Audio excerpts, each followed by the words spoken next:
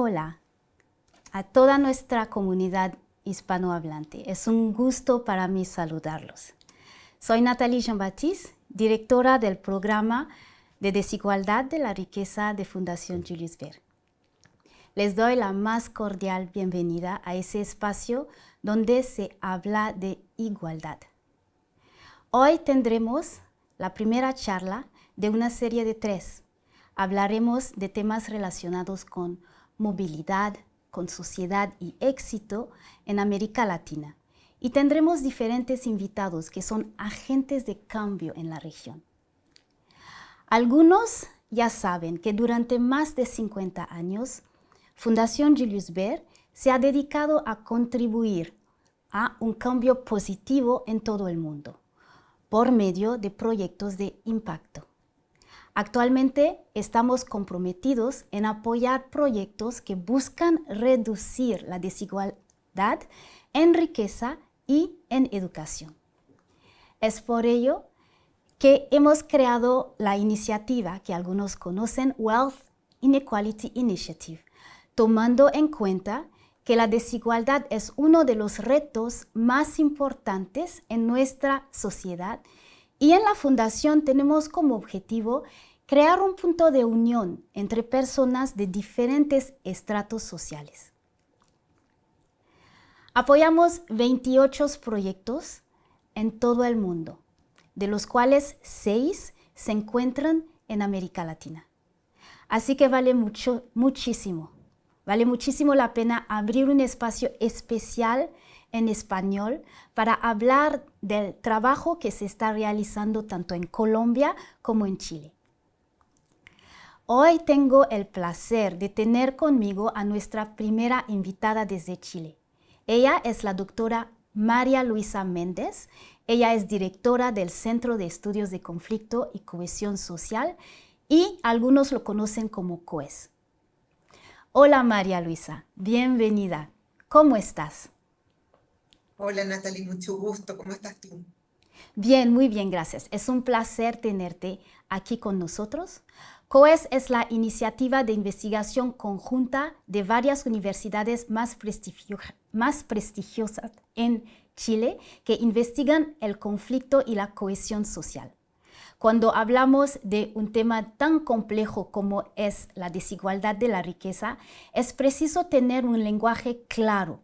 Los investigadores de COES han desarrollado un glosario único, y la verdad yo digo único porque no he visto algo similar en ninguna otra parte, que nos permite entender mejor ciertos términos, como el que vamos a platicar hoy, la movilidad social, precisamente de lo que vas a hablar en un rato. Así que te dejo el espacio, María Luisa. Cuéntanos qué haces en COES y cuáles son los resultados de su trabajo de investigación hasta ahora. Adelante. Muchísimas gracias, Natalie. Muchas gracias. Saludos a todas las personas que nos están escuchando. Yo, como decía Natalie, soy directora del Centro de Estudios de Conflicto y Cohesión Social, que es un centro financiado por la Agencia Nacional de Investigación y Desarrollo NIDE en Chile, y es el primer centro interdisciplinario de las ciencias sociales que se dedica sobre todo a estudiar las consecuencias de la desigualdad económica, de riqueza, de clase, de género, territorial, etcétera, las consecuencias que tiene sobre todo sobre el conflicto social, ¿verdad? Y también cuáles son las proyecciones que podemos plantearnos para fortalecer la cohesión en el país. Bajo ese prisma, a nosotros nos interesó postular a lo que mencionaba Natalie, a esta iniciativa Wealth Inequality Initiative, con un proyecto de investigación sobre las trayectorias exitosas que podíamos encontrar en Chile en distintas generaciones relativamente recientes, personas que han logrado ascender de alguna manera en la escala social, pero no solamente aquellos, sino que personas que han tenido acceso a mayores niveles de educación, ¿verdad? Comparado con sus familias de origen.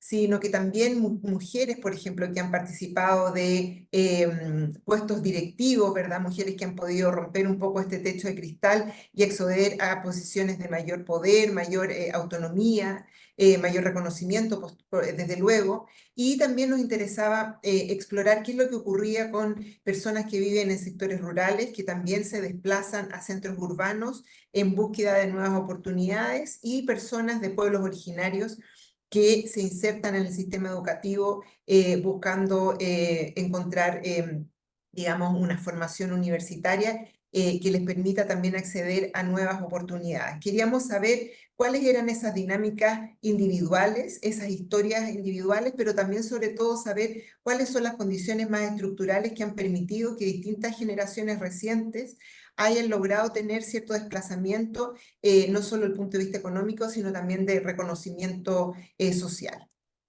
Entonces, ahí nosotros hemos estado particularmente, como les decía, interesados en estudiar qué es la movilidad social actualmente. Sabemos que la movilidad social efectivamente es un movimiento dentro de la estructura social, personas que tienen un cierto origen, que han estado más excluidos de ciertas oportunidades y que logran moverse en esta escala, ¿verdad? Y acceder a nuevos recursos y también acceder al estatus que significa estar en una nueva posición, el reconocimiento social, ¿verdad? Y de alguna manera la legitimidad que ello podría tener, el reconocimiento y la aceptación social de esta trayectoria.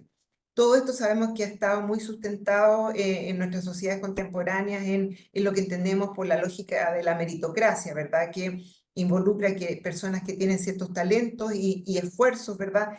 Tienen cierta retribución por esas trayectorias que desarrollan. Y eso ha sido legítimamente aceptado, ¿verdad? Entonces hay una distribución de los recursos de acuerdo a ello. Pero también en este proyecto nos hacemos cargo de las críticas que ha tenido también esta lectura sobre la meritocracia, y nos interesa entender efectivamente dónde están estos grandes conflictos, por qué la gente percibe que la meritocracia se podría estar agotando o no funcionando de acuerdo a lo que debería estar ocurriendo, ¿verdad? En términos de distribución de recursos, y también nos interesa mucho ver cuáles son las implicancias que esto tiene respecto de frustraciones de la movilidad social y las implicaciones que podría tener en términos también políticos.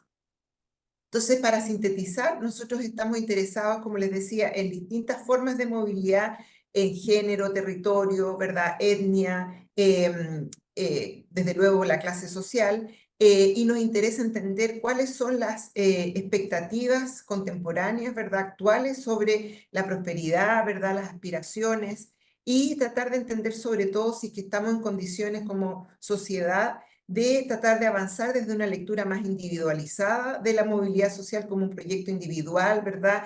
Que tiene asimismo un reconocimiento, una retribución individual, hacia un proyecto de sociedad que provee las condiciones para la movilidad y que también es entendida como una sociedad que entrega ciertas oportunidades. Eso te puedo dar como de antecedente, Natalie. Muchas gracias, María Luisa. Y sabemos que han realizado 300 entrevistas, ¿no? Que dan evidencias de algunas cosas que han estado observando. ¿Y qué evidencias tenemos de esos casos de estudio? ¿Nos puedes contar un poco más, por favor? Claro, encantada. Mira, nosotros, como decías tú, hemos hecho 300 entrevistas recorriendo también esta muestra que les contaba, ¿no es cierto?, de gente que ha tenido ascenso social socioeconómicamente, por género, de lo rural a lo urbano, en grupos migrantes y también de pueblos originarios. Y en esta ocasión solamente quería contarles tres evidencias que nos parecen particularmente interesantes: la educación, las redes y la suerte. La primera, la educación. Nosotros sabemos, por supuesto, que el gran vehículo de movilidad social en la sociedad contemporánea es la educación, y que sobre todo en el sur global ha habido una expansión de la educación y la oferta educativa hacia también incluso la educación superior, ¿verdad? Y esto ha permitido un ensanchamiento, un engrosamiento de ciertos sectores medios, ¿verdad?, que han tenido acceso no exentos de problemas, pero a la educación superior. Y nosotros lo que vemos en este estudio es que la gente, por supuesto, tiene una lectura de la educación desde un punto de vista instrumental importante como medio para acceder a estos recursos más escasos y insertarse de mejor forma en el mercado laboral, pero también tienen una alta valoración de la educación como un medio de mayor autonomía, de discernimiento, ¿verdad? De juicio, ¿verdad? Y de desenvolvimiento en esta nueva posición en la que se encuentran con ciertos elementos que les otorga mayor seguridad y autopercepción, una mejor autopercepción. Entonces, la educación también tiene este componente importante respecto de la valoración que las personas sienten que tienen a sí mismas y el reconocimiento que tienen de otros en cuanto a personas autónomas. Lo segundo que les quería comentar, por supuesto, sabemos que las redes son sumamente importantes, el llamado capital social, ¿verdad? Que es crucial en el entendimiento del acceso a recursos que han sido más escasos para ciertos grupos. Y nosotros efectivamente vemos aquello en el estudio, ¿no es cierto? Vemos que la gente accede a ciertas redes que le entregan estas oportunidades, estos hitos donde desarrollan trayectorias que eran un poco más inesperadas, sobre todo en ciertos sectores más excluidos. Y ahí aparecen personas muy importantes, ¿verdad? Aparecen mentores, profesores, profesoras en el colegio, académicos en las universidades que les abren oportunidades, que muchas veces son personas que también han tenido ascenso social, ¿verdad? Y personas que también en el mundo laboral les entregan oportunidades y también les ayudan mucho a desenvolverse en estos nuevos contextos. Entonces, creemos que es muy importante este punto, no solo por lo evidente de efectivamente la capacidad que tienen estas redes de entregar nuevos recursos, sino que también porque vemos que las personas no están solas en esta trayectoria, ¿verdad? Entonces, sus trayectorias de movilidad social están apoyadas en una dimensión más colectiva, más compartida. Su familia, sus redes, amistades, ¿verdad? Y estas personas claves que han formado parte de su camino. Entonces, nos ayuda también a entender que este proceso no es un proceso individual, sino que debe ser colectivo y en eso estamos tratando de ahondar más en este estudio. Y lo último que también queríamos mostrarles es que la gente está hablando mucho sobre la suerte, ¿verdad? La suerte que han tenido para estar en el mejor lugar o en un buen lugar en el momento indicado. Y eso es muy interesante porque por una parte vemos que nuestros resultados muestran que hay mucha gente que trata de apuntar a la suerte como un espacio, ¿verdad?, que les permite mostrar de forma muy modesta sus logros, ¿verdad?, tratando de no ofender, de no mostrarse de forma demasiado exitista, sino que más bien tratando de bajar un poco esa narrativa, digamos, como de éxito, ¿sí? Y ahí tratan de contarlo un poco como con una normalidad, con una suerte, en realidad que podría haber sido otra persona. Y ahí hay gente, como les decía, que lo hace sobre todo como por un sentido de modestia, de cierta humildad, frente a una trayectoria que era relativamente inesperada. Entonces, es muy importante porque también hay un sentido social de que se está tratando de transmitir en estas formas más modestas de hablar de su trayectoria. Pero también vemos personas que han accedido a puestos muy exclusivos, ¿verdad? Que hablan de la suerte como una forma también de ocultamiento de las condiciones de posibilidad que le han permitido efectivamente tener esa trayectoria. Entonces, hablan de la suerte y en realidad nosotros sabemos, detrás de lo que también nos están diciendo, que ha habido mucho apoyo, muchas oportunidades y a veces privilegio también en esas trayectorias y se recurre a la suerte porque la suerte es aleatoria, nos puede tocar a cualquiera, entonces de alguna manera legitima aquella trayectoria exitosa sin mostrar lo que hay detrás de ella. Eso puedo contarte por ahora, Natalie. Muchas gracias por ese resumen breve, María Luisa. Me parece súper interesante. Ya sabes que el tiempo es corto y que hablar en detalle de todo tu trabajo tomaría muchísimo tiempo. Hemos tenido tú y yo varias discusiones sobre el tema y sobre el proyecto a lo largo del periodo que hemos estado trabajando juntas y me impacta siempre. Cada vez que te escucho, me impactan tus reflexiones. Lo que yo me quedo con lo que acabas de decir es que, bueno, obviamente hablas de un malestar, ¿no? De un malestar, de esa desigualdad y es un malestar que todos tenemos que enfrentar y buscar resolver. Me parece muy interesante que hablas también de la promesa rota de la meritocracia, ¿no? Como ese trabajo, ese esfuerzo que hace uno y que de todos modos hay una como lentitud en el ascenso, ¿no? Sobre todo en América Latina. Me parece súper interesante también lo que mencionaste de la educación, que es un vínculo que todo mundo conoce, un vínculo de movilidad, pero también que es un elemento que da una cierta confianza en sí mismo. Te estás hablando de esa valoración, ¿no? Con la educación, que es algo que es un sello de alguna forma, ¿no? Mencionas las redes, ¿no? El capital social, que es absolutamente importante, y mencionas que eso nos muestra que esa trayectoria no puede ser una trayectoria individual si queremos tener realmente un cambio social, que es una trayectoria que tiene que ser colectiva. También nos hablas de la suerte, y ahí sí es la parte que me llama mucho más la atención, porque hablas de alguna forma que la gente que ha tenido ese ascenso, tiene la tendencia de ser humilde, ¿no? De no mostrar realmente todo el trabajo que viene detrás. Y eso me llama mucho la atención. Les recuerdo a todos que nos están escuchando que pueden ustedes escribir sus preguntas en el chat. Hay una modalidad para eso. Adelante, por favor. No quiero ser la única aquí haciéndole preguntas a María Luisa, pero en el Inter, ya que estamos esperando que lleguen las preguntas, María Luisa, me gustaría preguntarte primeramente si dentro de todo el trabajo que ya llevan haciendo y todas las entrevistas que has tenido, si hay algo en particular, como a mí, por ejemplo, lo de la suerte, si hay algo más que te llamó la atención.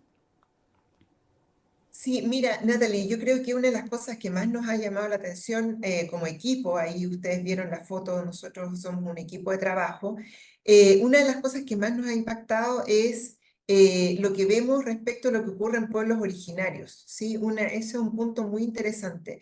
Las personas de pueblos originarios tienen trayectorias de movilidad social que son bastante complejas porque evidentemente muchos de ellos y ellas son personas que viven en sectores alejados, ¿verdad? Y también alejados de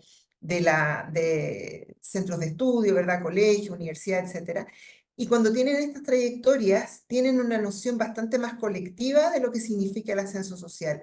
Es decir, lo viven como una experiencia que, bueno, por supuesto, está representando a su propio origen. Entonces, creo que es muy interesante la forma en que estas personas retribuyen después a su lugar de origen, a sus comunidades y cómo viven esta movilidad como algo que representa un mayor bienestar para su comunidad, para su grupo. Son trayectorias que a veces tienen muchos costos individuales porque están más alejados, tienen que desplazarse, pero tiene esta noción como de retribución al colectivo. Yo creo que ahí podemos aprender muchísimo de esta forma, de esta concepción de la movilidad social como sociedad más solidaria. Gracias, gracias. Ya nos llegó la primera pregunta y eso te la voy a leer tal cual. Según tú, ¿hay una diferencia entre desigualdad de riqueza y movilidad social? ¿Son fuerzas que se refuerzan o a veces que son fuerzas opuestas? Mira, yo creo que es muy importante este punto. La desigualdad de riqueza se ha incrementado a nivel global y creo que ese es uno de los puntos importantes de esta iniciativa, ¿verdad? Nosotros estamos haciendo investigación, pero estos los proyectos que también apuntan a cerrar las brechas, se ha incrementado porque había una gran acumulación de riqueza y esa acumulación de riqueza está generando que se lentifique o se vuelva más difícil también obviamente la acumulación en sectores menos privilegiados, sectores medios y menos privilegiados. Entonces, la acumulación de riqueza con la dinámica que tiene hoy ha impactado negativamente las posibilidades de ascenso social o de movilidad entre grupos menos privilegiados y también los sectores medios. Eso puede ser un gran problema, como dijimos, como una promesa rota, como dice la OCDE también, como el ascensor social que está en pana, ¿verdad? Como decimos, está roto, ¿verdad? Entonces, eso es un gran problema. Y movilidad social tiene que ver con poder encontrar una trayectoria que está no determinada por tu origen. Entonces creo que eso es fundamental en la sociedad contemporánea. Muy bien, muy bien. Ojalá, ojalá podamos hablar también más adelante un poco más de fondo sobre este tema. Yo estoy viendo que hay otra pregunta y es, ¿cuál es el reto más importante en cuanto a la movilidad social para el acceso a la educación en Latinoamérica? A ver, nosotros y otros colegas también, María José Álvarez en Colombia también lo está estudiando, vemos que la ampliación del sistema educativo, sobre todo al sector universitario, ha abierto grandes posibilidades y lo más probable es que nosotros tengamos que sostener ese tipo de medidas, por lo menos en Chile y en otros países. Por supuesto, ha habido estas medidas de gratuidad, en donde, al menos en el caso de Chile, el 60% de personas de más bajo ingreso puede acceder a la universidad y tiene la gratuidad. Entonces, ese tipo de medidas han sido fundamentales, pero hay que garantizar también que ese acceso tenga cierta igualdad en términos de la calidad de la educación que estas personas reciben, ¿verdad? Y al mismo tiempo que haya un acompañamiento más sistemático en sus trayectorias durante la universidad y después, porque lo que muestran nuestras entrevistas y también otros trabajos es que las personas que tienen ascenso social, por ejemplo, los primeros y las primeras profesionales de la familia, tienen también dificultades de inserción en términos más sociales durante el periodo universitario y eso puede generar cierta deserción, tienen asimetrías también académicas que tienen que corregirse y una vez que están asentados ahí, el desempeño puede ser muy exitoso en términos académicos. El desafío a continuación es su inserción en el mercado laboral, porque tienen, por supuesto, redes más acotadas. Entonces, creo que tenemos que entenderlo como un sistema educativo que no solo entrega contenidos, que puede entregar los medios, como por ejemplo la gratuidad, sino que también tiene que pensar en el acompañamiento de estas nuevas generaciones que están accediendo a la universidad, en su socialización y en su percepción también de pertenencia a estos nuevos circuitos. María Luisa, nos están llegando muchas preguntas y la verdad estoy viendo el reloj, nos quedan simplemente 3 minutos, solamente 3 minutos para concluir y lo que yo quisiera es ver si podemos continuar esa conversación en el futuro, porque no vamos a poder contestar todas las preguntas el día de hoy. Si pudieras realmente en un par de segundos decirnos qué mensaje quisieras dar a las personas que nos escuchan sobre el tema, ¿qué sería realmente en unos segundos?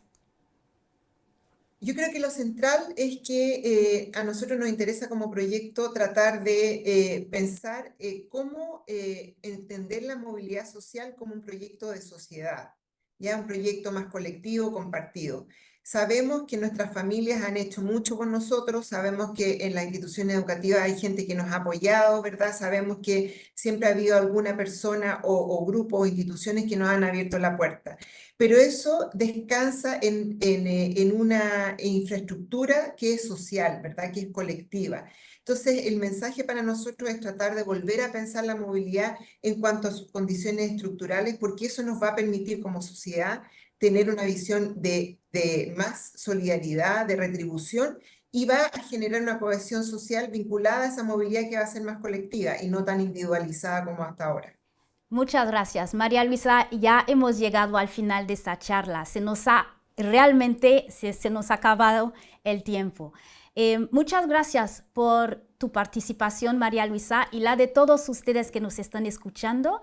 Esperamos que este evento haya sido de su agrado. Recuerden que aquí queremos hablar de igualdad. Los esperamos el próximo 7 de septiembre en nuestra segunda serie donde hablaremos sobre medios de vida sostenibles y tendremos como invitado a Corentin Larue, que es el representado de Fundes Catalyst con el proyecto Reciclamos Juntos en Cartagena, Colombia.